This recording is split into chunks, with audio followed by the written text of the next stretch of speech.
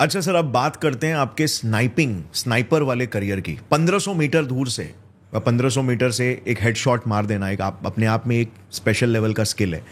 तो ये जो स्किल होता है, एक स्नाइपर का स्किल है, इसको अगर हम कंपेयर करें किसी भी एक आम मिलिट्री पर्सनल के साथ, तो जैसे समझ लीजिए कि कोई आर्मी वाला बंदा हो गया, या फिर लेट्स से कोई स्पेशल फोर्स हो गई, तो इनमें क्या डिफरेंस है? मतलब एक स्नाइपर में ऐसी क्या एबिलिटी होती है वो उसे किसी दूसरे मिलिट्री पर्सनल से डिफरेंशिएट करती है?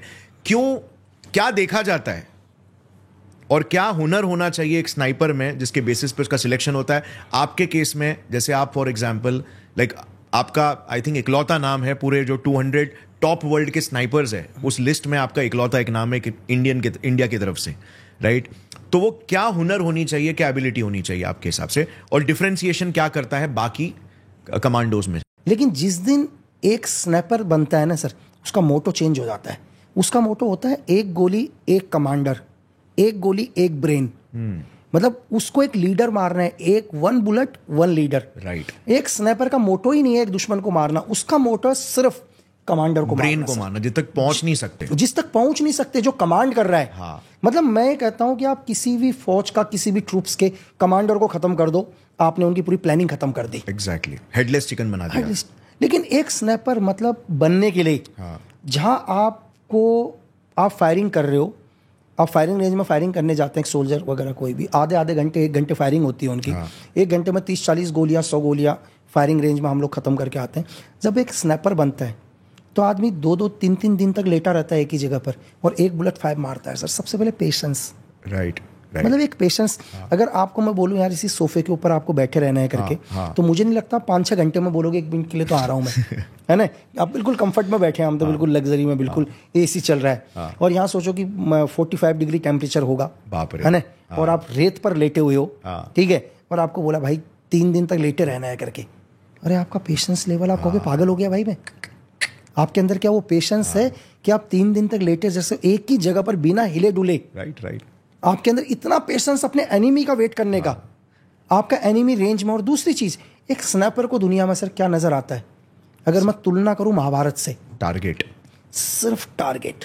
बाकी उसको सब वो चीज 100 उसके की लिए भीड़ नजर नहीं आती सर, उसको सिर्फ अपना टारगेट नजर आता है। अगर 100 एनिमी आ रहे हो ना, वो अपने कमांडर को ढूंढेगा उसमें से, मेरा कमांडर कौन है करके, मतलब किसको मुझे मारना है। एक स्नाइपर को दुनिया में सिर्फ आंख से अपना टारगेट ही दिखता है। और एक स्नाइपर को क्या है, जब भी एक स्नाइपर का एक ही समय पर 2 चीजें एक ही जगह होनी चाहिए सर। एक जो बेस्ट स्नाइपर है उसकी आंख और उसका दिमाग एक ही जगह पर, ये 2 एक जगह होना बहुत मुश्किल है। राइट? जब भी हम फायरिंग रेंज में फायरिंग करने भी आते हैं, हम फायरिंग भी करते हैं तो हमारे को घर की भी याद आ जाती है कई बार। हम फायरिंग भी करते हैं तो हमारे को याद आती है यार तेज हवा चल रही है। सपोज करो कि मैं फायरिंग रेंज पर हूँ अभी नॉर्मली, और मैं फायरिंग कर रहा हूँ और बहुत तेज हवा आई है, तो मुझे लगा हवा आई है, चंद सेकंड के लिए मेरी आंख तो टारगेट पर है, लेकिन मेरा माइंड कहाँ चला गया? हवा पर चला गया, राइट? तो मेरा क्योंकि हवा का झोंका आया ना। लेकिन एक स्नाइपर का, जब एक स्नाइपर बनता है सर, तो उस दुनिया में कुछ भी हो जाए, आंधी आ जाए, तूफान आ जाए, बगल में एक आर्टिका फायर आके गिर जाए, उसकी आंख और उसका माइंड एक ही जगह होता है, आप उसको नहीं तोड़ सकते। उसका फोकस एकदम लेजर शार्प होना चाहिए, दोनों एक ही जगह पर सर। मतलब टारगेट के ऊपर आपकी आंख तो है ही, लेकिन दिमाग भी आपका टारगेट के ऊपर ही है, आपका ध्यान भी आपके टारगेट के ऊपर है। इस चीज को लाने के लिए सालों लग जाते हैं सर। अब let's say sir target move हो रहा है, तो ऐसे में क्या कर सकते हैं? नहीं, टारगेट मूव होगा, एक स्नाइपर को पता है अगर टारगेट कितनी स्पीड से चल रहा है, हवा में नमी कितनी है, हवा की स्पीड क्या है, एवरीथिंग एक स्नाइपर को पता है। अपने टारगेट को सेट करना, अपने गन में ऐसे कुछ इक्विपमेंट उसमें बिल्कुल उसके ऊपर जो भी साइट्स वगैरह होती है उसमें एवरीथिंग दिया होता है कि सपोज करो कोई मूव कर रहा है कोई टारगेट, और टारगेट अगर सपोज करो कोई गाड़ी है और 100 की स्पीड से चल रही है, अब 100 की स्पीड से चल रही है और आपका जो एनिमी है वो 1000 मीटर दूरी पर है एग्जांपल के लिए, उस 1000 मीटर की गोली को तय करने के लिए भी टाइम लगेगा ना सर। तो ऐसा तो नहीं है कि आप अगर हेड पर ही मार रहे हो तो हेड पर ही जाएगी, क्योंकि आपकी गोली गाड़ी की स्पीड भी है। तो सारा एलिवेशन और ड्रम के अंदर पूरा एवरीथिंग गन के ऊपर सेट है, वो एक स्नाइपर करता है पूरा का पूरा। एक स्नाइपर को पता होता है कि क्या चीज़ें करनी है करके। मैं आपको एक चीज़ बता देता हूँ, स्नाइपर के लिए बहुत एक ही लाइन है इस दुनिया में कि एक अच्छा फायरर बनना बहुत आसान है सर, लेकिन एक अच्छा टारगेट मिलना बहुत मुश्किल है। मैं दुनिया में बहुत बेस्ट फायरर बन जाऊंगा, लेकिन मुझे मेरा एनिमी नहीं मिल पाएगा। राइट। टारगेट नहीं, टारगेट मिलना इस दुनिया में सबसे मुश्किल है, और टारगेट एक ही बार मिलेगा सर, अगर आप वो चूक गए तो फिर आप दोबारा कभी नहीं मार पाओगे। राइट, बिकॉज ये सब जो लीडर्स होते हैं ये बहुत ही हेवीली फोर्टिफाइड होते हैं, मतलब सामने आते ही नहीं है आपको कभी नहीं। मैंने आपको एक ही लाइन बोला ना कि फायरर बनना आसान है, टारगेट मिलना मुश्किल है। राइट। तो तीनों के अंदर जो नॉर्मली तरीके से बता पाया, तो है धीरे धीरे जैसे एक नॉर्मल एक स्टूडेंट अलग अलग डिग्री लेता है, तो सेम वही चीज़ है सर बनने के लिए।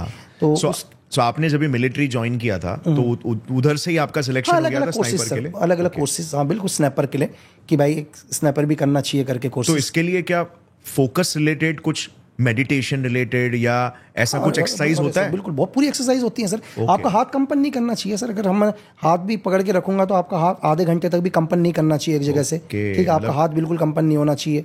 ठीक है, आपको पता होना चाहिए कि आपका ट्रिगर कितनी देर तक दबेगा करके। ठीक है, आपको ये पता होना चाहिए, अगर सपोज करो आप किसी जगह पर, मैंने पोजीशन लेकर बैठा हूं मैं, तो मेरे में इतनी ताकत हो, इतनी वो हो सर, मैं कम से कम 5 घंटे 6 घंटे उस पोजीशन में तो रह लूं। राइट है ना, क्योंकि एक बार आपने पोजीशन बना ली, आपको शुरू में पोजीशन बहुत आरामदायक लगेगी, लेकिन धीरे धीरे टाइम बीतेगा तो वही पोजीशन आपको हार्ड लगने लग जाएगी। शायद मैं इसी सोफे में बैठा हूं तो मुझे 6 घंटे के बाद तो सोफा भी हार्ड लगने लग जाएगा। इतना कंफर्ट, अभी तो कंफर्ट लग रहा है, लेकिन 4 घंटा गाड़ी चलाता हूँ तो मेरी जैगुआर भी मुझे ऐसे लगने लग जाती है कि भाई पीठ अकड़ गया, है ना।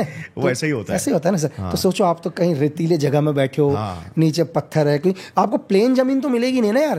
अगर आप दुश्मन को मारने जा रहे हो कहीं जंगल में होगी, वहां पर आपके कान में एक मच्छर आके भी कूं कूं कूं कर रहा होगा, थोड़ी देर के बाद एक चींटी भी आपके वहां से निकल गई होगी। ठीक है, आप अपनी पोजीशन नहीं हटा सकते ना भाई। राइट राइट, तो पूरा बॉडी अकड़ जाता है पूरा, मतलब बहुत मुश्किल। लगना बहुत ईजी है, लगता बहुत ईजी है, लेकिन आपको दुनिया के अंदर एक कहावत है कि इंसान को हमेशा क्या होता है कि उसकी सक्सेस नजर आती है, कि एक इंसान बहुत सक्सेस है, लेकिन आपको कभी उस इंसान के पैर के छाले नजर नहीं आते सर। अगर आसान होता तो हर कोई कर लेता, कोई आप भी तो सक्सेस मिलता ही नहीं। जो सक्सेस आज लोग बोलते हैं बहुत सारे कि यार ये मतलब कि भाई ये कर लिया, ये नाम हो गया, बहुत चीज़ें, तो मैं उनको ये बोलूँ यार भाई कि मुझे आज तक अपने जीवन के अंदर, अगर मुझसे आप पूछो कि मैंने अपनी तरफ से पार्टी कब करी है, मैंने अपनी ज़िंदगी में आज तक एक ही पार्टी करी है, जब मैंने पहली बार फोर्स ज्वाइन करी थी। उसके बाद मैंने अपने पूरे जीवन काल में पार्टी नहीं करी है सर अपनी तरफ से। टाइम ही नहीं मिला कभी पार्टी करने के लिए, कभी वक्त ही नहीं मिला सर। देखिए कभी भी क्या है, एक सोल्जर, दुनिया का कोई भी सोल्जर हो सर, वो एक ऑर्डिनरी तो हो ही नहीं सकता। एक सोल्जर ही है सर, उनके अपने स्पेशल एबिलिटीज, उनके स्पेशल है कि एक सोल्जर जब एक आम आदमी से, एक सिविल से एक सोल्जर बनता है, एक सोल्जर, एक स्पेशल फोर्स, एक स्नैपर, हैं तीनों सोल्जर। ऐसा नहीं, मतलब अगर आप तीनों को बोले तो तीनों एक सोल्जर है। वैसे कैसे हैं सर? फॉर एग्जांपल एक लड़का, वैसे समझाता हूँ ताकि व्यूअर्स आराम से समझ सके सर। एक लड़का ग्रेजुएशन करता है आराम से, हर आदमी एक, किसी ने MA किया, किसी ने BA किया, BSc किया, M.Com किया, एक नॉर्मल, लेकिन उसके बाद क्या होता है, कुछ स्पेशल करता है। फिर वो क्या कहता है, मैं साथ में B.Tech करूंगा, मैं ये करूंगा, वो एक स्पेशल डिग्री लेके आता है। जब भी एक सोल्जर होते हैं, पहले सब एक सोल्जर हुए, सोल्जर होने के बाद क्या होता है, एक लड़का बोलता है यार नहीं मैं कमांडो बनूंगा करके। फिर वो एक सोल्जर ट्रेनिंग के बाद क्या करता है, वो एक अलग से ट्रेनिंग लेता है, जिसके लिए मतलब लाखों लोगों में से कुछ एक लोग सिलेक्ट होते हैं। है तो सारे सोल्जर्स, आर्मी ट्रेनिंग सबने ली है। सपोज करो कि इंडियन आर्मी की हर रेजिमेंट से, एक रेजिमेंट में सपोज करो कि 600-700 लोग हैं, उसमें से एक बंदा सेलेक्ट होता है। ऐसे हज़ारों लोग पहुंचते हैं। अब वो हज़ारों लोग बोलते हैं यार हमारे को स्पेशल फोर्स में जाना है। अब जहाँ वो नॉर्मल पहले 5 किलोमीटर रनिंग करते थे, अब वो 40 किलोमीटर रनिंग करते हैं सर। बाप रे। वो भी 18, 20, 25 केजी वेट के साथ। बाप रे। पहले 5 किलोमीटर रनिंग करते थे, मतलब 5-6 केजी वेट के साथ BPT दौड़ते थे। अब वो 40 किलोमीटर दौड़ते, तो चेंज हुआ सर उसमें। एक नॉर्मल सोल्जर से वो स्पेशल फोर्स के बंदे गए। पहले एक आदमी ROP के लिए जाता था, ऑपरेशन के लिए जाता था, अब एक स्पेशल फोर्स के अंदर चला गया तो महीने भर ऑपरेशन कर रहा है बाहर सर जंगलों में। ठीक है, वो आदमी 15-20 हज़ार फीट की हाइट से जंप ले रहा है प्लेन से। ठीक है, और एक स्पेशल बना ना सर, एक डिफरेंट हो गया एक सोल्जर से। मैंने आपको क्या बोला, कहाँ 5 किलोमीटर, कहाँ 40 किलोमीटर की रनिंग।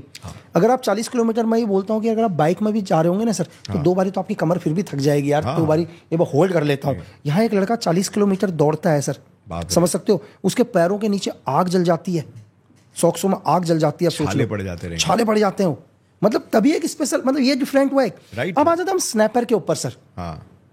पहले मैं आपको स्नैपर का वैसे समझाऊं कि जब भी एक सोल्जर है, या दुनिया का कोई भी सोल्जर है, हम हिंदुस्तान की फौज का नहीं, वर्ल्ड की फौज का, एक सोल्जर का एक मोटो होता है, एक गोली एक दुश्मन। ये मोटो आपने हर जगह सुना होगा। Yes yes. अगर आपको ये क्लिप पसंद आई तो पूरे पॉडकास्ट का लिंक नीचे डिस्क्रिप्शन में। Indulge and enjoy.